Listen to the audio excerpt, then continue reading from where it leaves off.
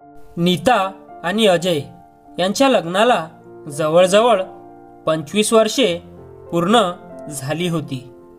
गरिबीत संसार करताना अनेक अडचणींचा संघर्ष करावा लागला होता. लहान सहान नोकऱ्या करून घर चालविणे अवघड झाले होते. आर्थिक परिस्थितीला सामोरे जाताना दिवसाची नोकरी करून रात्रीची सुरक्षा रक्षकाची नोकरी करावी लागत होती. त्यामुळे घरभाडे व घरखर्च काटकसर करून केला जात होता. त्याच गरिबीत त्यांना 2 मुले झाली होती. मुले लहान वयात खूप समजदार होती. कोणत्याही खाण्याच्या वस्तूसाठी ते हट्ट करत नव्हते. जणू काही त्यांना आईच्या गर्भात असतानाच आपल्या गरिबीची चाहूल लागली होती की काय, असा प्रश्न पडला होता. गरिबीत ही मुले वाढत होती. खाजगी शाळेत शिकत होती. त्यांच्या आरोग्याचा प्रश्न उद्भवत नव्हता, कारण लहान सहान आजार ती बिनधास्तपणे त्यांच्या प्रतिकारशक्तीच्या जोरावर व गरिबीच्या चटक्यामुळे सहन करायची. फार तर फार 1-2 रुपयाची मेडिकलची गोळी औषध म्हणून आणावी लागायची. कितीतरी वर्षे गरिबीत हे असेच चालायचे. खाजगी शाळेत शिकत असताना ते दोघेही हुशार होते. अभ्यासू वृत्तीमुळे ते कधीच नापास होत नव्हते. कधीकधी शाळेच्या फीसाठी दागिने गहाण ठेवावे लागायचे. ते एकदा ठेवले की सोनाराला पैसे परत जात नव्हते. त्यामुळे व्याज व मुद्दल एकत्र झाले की दागिने स्वस्तात व मातीमोल भावात सोनार घेत असे. त्यात शिक्षणाचा अभाव असल्यामुळे किती ग्रामवर किती पैसे येतात तो हिशेबसुद्धा कळत नव्हता. त्यात दागिने संपले. कधीकधी एवढी पैशाची टंचाई भासायची की घरातील टीव्ही गहाण ठेवावा लागायचा. तो 6 महिन्याच्या आत आपण सोडवला नाही तर मातीमोल भावात सोनार घेत होता. काही गुजराती व मारवाडी सोनार तर ग्राहकाला खूप हैराण करायचे. महाराष्ट्रात राहून मराठी ग्राहकाला धमकी द्यायचे. त्यातच कितीतरी मराठी माणसाचे सोने गेले होते. तशीच परिस्थिती या गरीब कुटुंबाची झाली होती. तेवढ्यावर ही ते थांबत नव्हते. घराचे पेपर घेऊन जास्त दराने व्याज आकारून घर स्वस्तात घेतले जात होते. अशा परिस्थितीत ही मुले वाढवली होती. स्वतःच्या जगण्यासाठी बचत म्हणून 2-3 लाख सरकारी बँकेत FD करून ठेवले होते.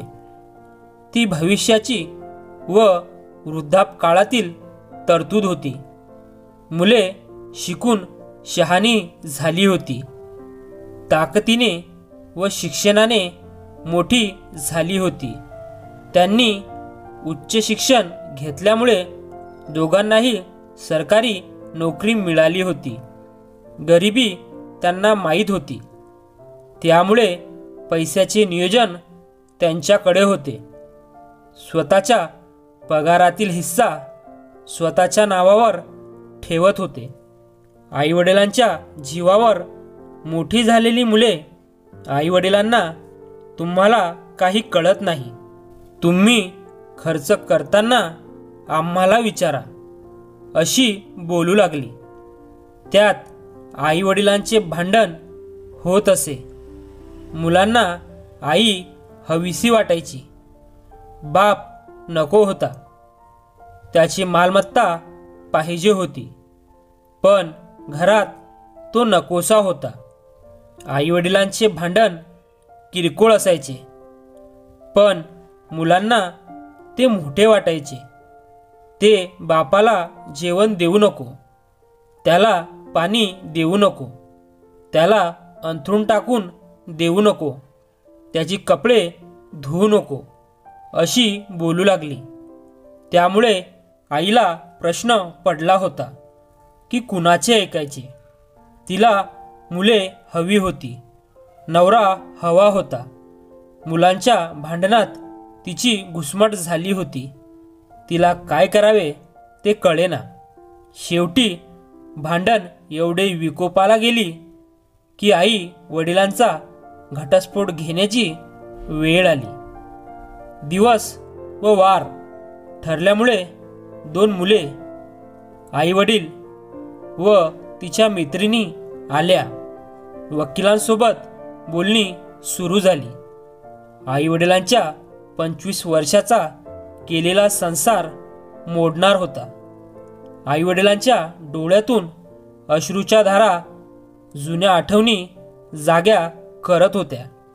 दोघांच्या मनात ते नकोसे होते, पण शेवटी टोकन म्हणून वकिलास 6,000 रुपये दिले.